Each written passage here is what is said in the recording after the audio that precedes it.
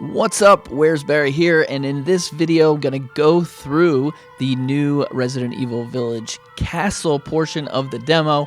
We're gonna look at some Easter eggs, we're gonna look at the weapons, how we upgraded them, how we made a landmine, all sorts of stuff, death screens. It's so much stuff to cover. Let's get right into it. Let's go. In Resident Evil 4, the merchant called Leon, and probably everyone, a stranger. Over here, stranger.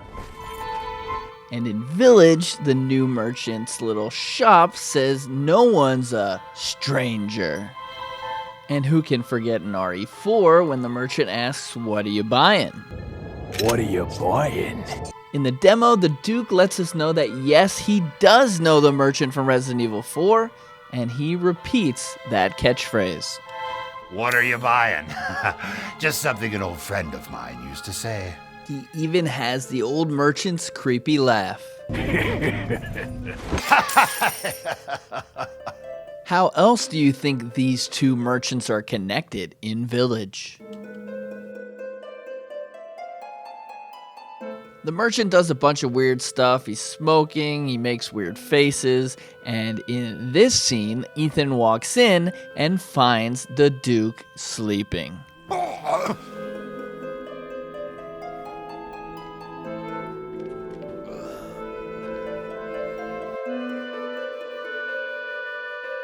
The demo gives us a close look at recipes, which are the new way that you have to use to craft. In other games, you would just find two items, put them together, but here you can't do that even with the right items until you buy the recipe. We bought them all. You can see them right here on the screen. They all use gunpowder, rusted scrap, chem fluid, and then the mines use a big metal scrap. I forgot to make the sniper rifle ammo. I'll just go back into the demo right now and the time ran out and we can't freaking play the demo again. Anyway, we did make the hardest weapon to make, which is the mine, and that's because you need this big piece of scrap metal here. But once you get that, it's simple to make and it takes out multiple enemies at once.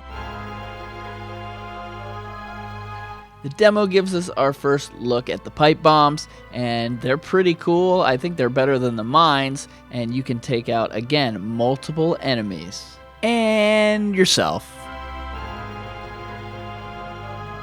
It's a little complicated, but if you play the right way by getting all the treasures first and not breaking any vases and then selling all your items, and in the shop you add the trigger attachment and you upgrade the firepower and you upgrade the reload speed, you can get a really powerful shotgun and tons of shotgun shells. Like past Resident Evil games, a lot of the ammo is randomized and it depends on which weapons you have, what it's going to give you. So if you sell your handgun and you only have a shotgun, more shotgun shells appear in those random spaces.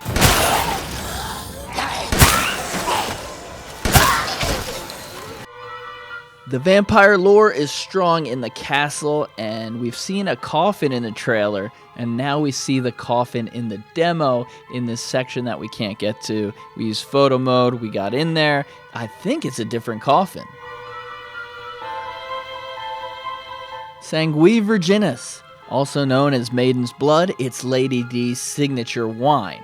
And we've seen the demo, there is a wine bottle missing from the wine room, which is a key item. And then when we finally do run into Lady D for a split second, if we zoom in on her, we see she's got that bottle. And if you missed it in the last demo, there is a human in the wine because it really is Maiden's Blood.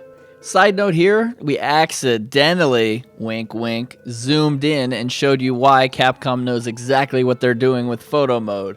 But we see on Lady D's, Double D's, that she's got a bunch of makeup and it's all cracking and it's kind of gross. We think that she's from the Victorian era as well, and she's probably 200 years old or something like that. And back then, all the women wanted to be super white. So that's kind of what we think explains that. I've been doing Village videos since the announcement, and it took me dozens of them to learn Lady Dimitrescu and how to say it. And then Ethan in the frickin' demo. Dimitrescu? Dimitrescu? Dimitrescu? Dimitrescu? Dimitrescu. Dimitrescu? What? This has to be a translation thing like Clancy Jarvis, right? Or they want us to say Mommy-tresque, don't they? In the castle, we see a cool portrait of the three sisters, and it looks like they're from the Victorian era, like 200 years ago. And they look fairly similar in age now, so that portrait might have taken place just before they turned into vampires, or until they got whatever virus Umbrella has. I can't believe Cassandra caused all this mess. I hate stupid men. You're tonight's main dish.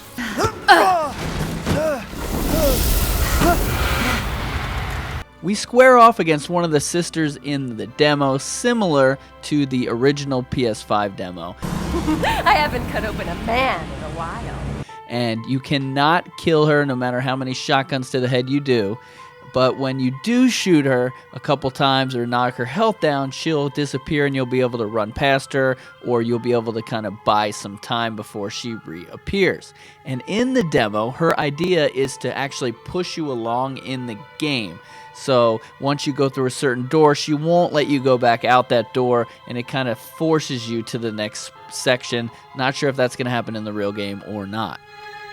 And this is a good time to go all the way back to the very first scene of the demo, where you see her outfit laying across a couch.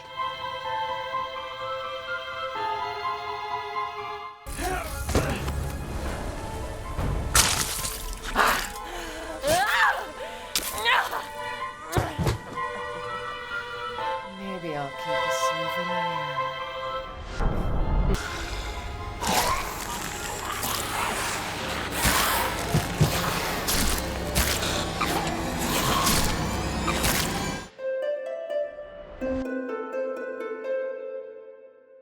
There are a bunch of treasures in the demo. There are 4 crystal fragments.